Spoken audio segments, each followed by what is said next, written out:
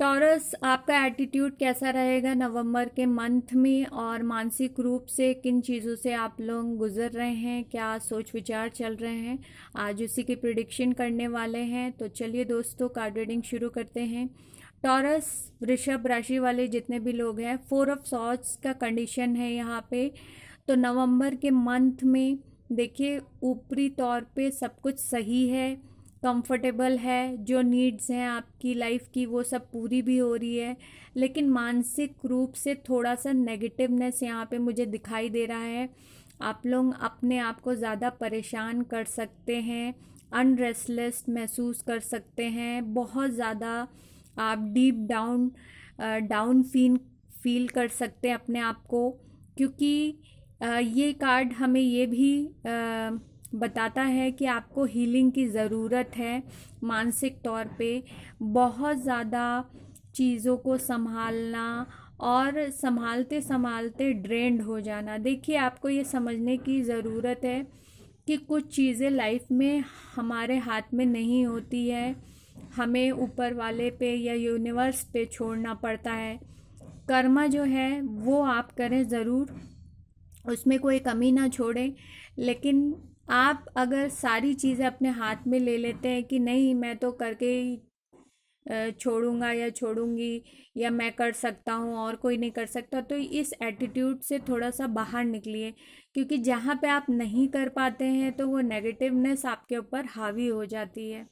3 of wands है यहाँ पे, बहुत ज़्यादा प्लान करते हैं, शायद यही सारे प्लान्स जब टूटते हैं तो बहुत ज़्यादा दुख होता है और अपने आप पे क्वेश्चन आता है कि मैं कुछ नहीं कर सकता या कर सकती हूँ। फाइनेंस के मैटर में काफ़ी ग्रोथफुल रहेगा नवंबर के मंथ में। ऐसा मुझे नहीं लग रहा है कि पैसे की बहुत ज़्यादा आपको दिक्कत होने वाली है। विक्ट्री वाला एटीट्यूड रहेगा जो कि डायरेक्ट है। यहाँ पे 6 ऑफ वॉन्ड्स है। तो देखिए, एक बात समझने की ज़रूरत है कि जैसे मैंने पहले कार्ड में आपको बताया कि चीज़ों को एक साथ खुद को कंट्रोल करना आप लोग छोड़ दें, कुछ चीज़ें भगवान पे होती हैं। तो डायरेक्ट यहाँ पे कार्ड है विक्ट्री हासिल करने की। तो डायरेक्ट कुछ भी नहीं होता है, हर चीज़ का एक प्रोसेस होता है, उस प्रोसेस से आपको जूझना पड़ता है, चाहे मानसिक रूप से हो चाहे प्रैक्टिकल वाइज हो। तो इसी वजह से बहुत सारे जो डिसीजन आप लोग लेते हैं, 2 ऑफ सॉर्ड्स है यहाँ पे, तो कंफ्यूज्ड हो जाते हैं। कोई एक सिचुएशन आई तो उस सिचुएशन में आपके ना भी निकलता है, हाँ भी निकलता है, और आपके सोचते सोचते वो सिचुएशन आगे चली जाती है या कोई अच्छा रिजल्ट नहीं देती है। तो यहाँ पे यूनिवर्स का यही कहना है आपसे कि बहुत ज़्यादा विचार ना करें, डीप डाउन अपनी जो अंतरात्मा है उसकी आवाज़ आप लोग सुने और एक करेक्ट डिसीजन निकालें उस सिचुएशन के लिए और उसमें स्टैंड करें।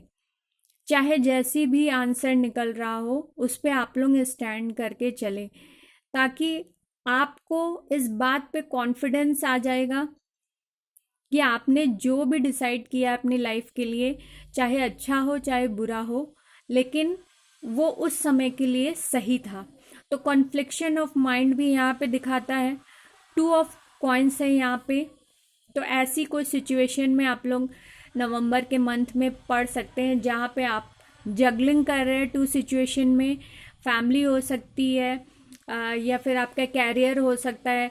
तो देखिए, जगल मत करिए, जगल वाला माइंड ही मत रखिए।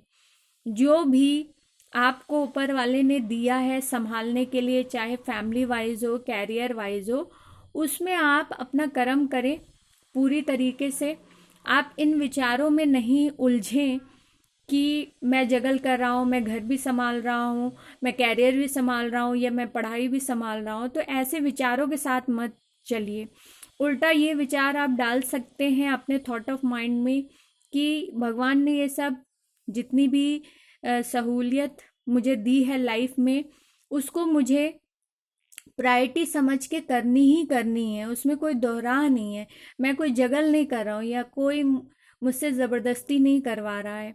ये मुझे काम मिला है ऊपर वाले की तरफ से और इस काम को मुझे निभाना है, चाहे फैमिली की बात हो, चाहे आपकी कैरियर की बात हो।